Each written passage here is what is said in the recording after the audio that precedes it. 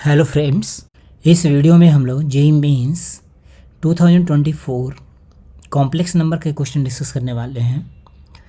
देखिए, complex number के question जो जेईई मेंस में आते हैं वो रिलेटिवली आसान होते हैं। आप नहीं भी कॉम्प्लेक्स नंबर पढ़े हैं तभी भी क्वेश्चन आप सॉल्व कर लेंगे। तो कोई जरूरी नहीं कि आप कॉम्प्लेक्स नंबर में बहुत ज़्यादा प्रैक्टिस करें तभी आपको कॉम्प्लेक्स नंबर का क्वेश्चन होगा। आप डायरेक्टली भी सॉल्व कर सकते हैं।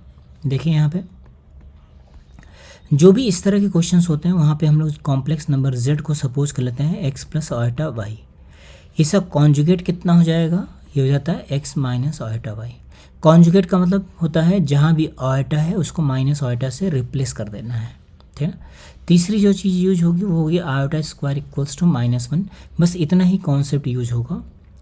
तो हम लोग यहाँ पे ज़रा वैल्यूज़ डाल दें। z bar whole square mod z equals to 0। इसमें हमने z बार का स्क्वायर कर लिया तो कितना आएगा? X square plus eta square y square -2 eta x y. जैसा हम लोग a minus b whole square open करते हैं सेम वही है। अच्छा, मॉड z का भी फॉर्मूला आना चाहिए, root of x square plus y square. तो आएगा root of x square plus y square equals to 0। यहाँ पे हमने वैल्यूज़ को ऐसे लिख दिया।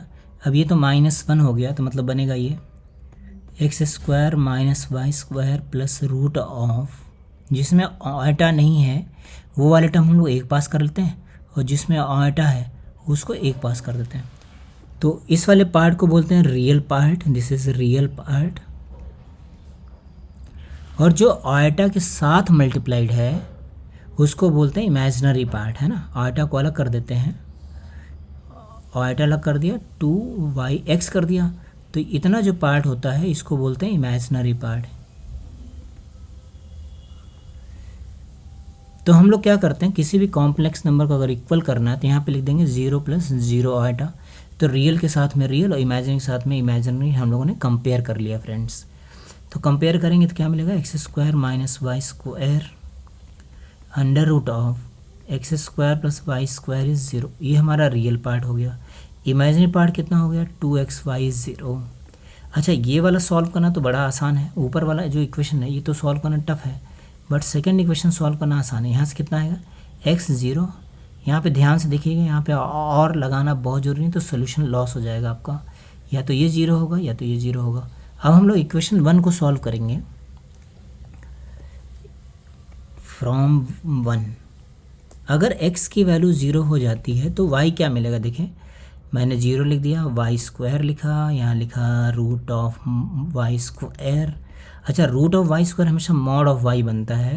ये जेईई की प्रिपरेशन का रूल है ना। जहाँ भी आपको यहाँ ए स्क्वायर दिखेगा आप इसको हमेशा मॉड ऑफ ए ही लिखेंगे, ठीक है। तो यहाँ पे आएगा माइनस का वाई स्क्वायर को भी लिख सकते हैं मॉड वाई का whole square plus mod y equals to 0।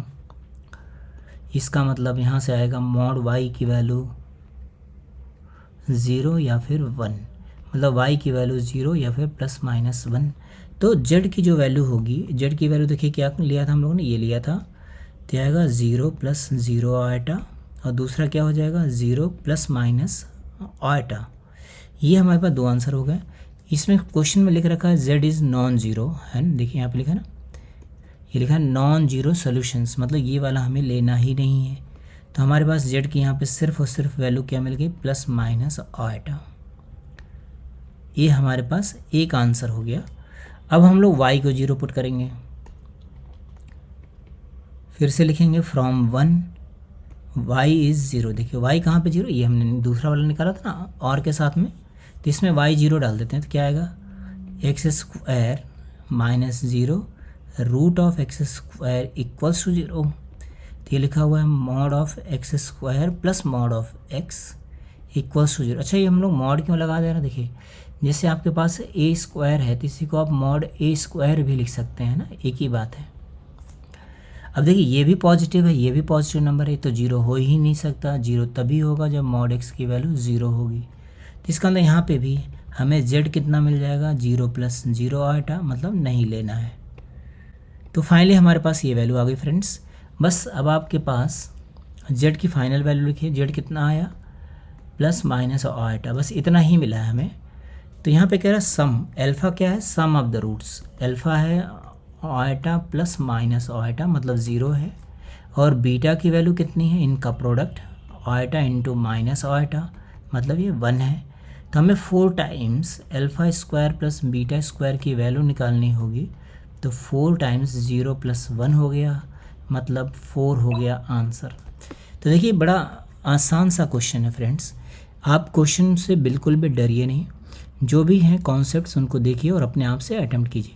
अगर आपको थोड़ा थोड़ा आपने पढ़ रखा है तो मेरे साथ साथ आप रिवीजन बहुत अच्छे से कर सकते हैं। अगर आप ड्रॉपर बैच में हैं तो आपके लिए चैनल बहुत ही ज़्यादा बेनिफिशियल है।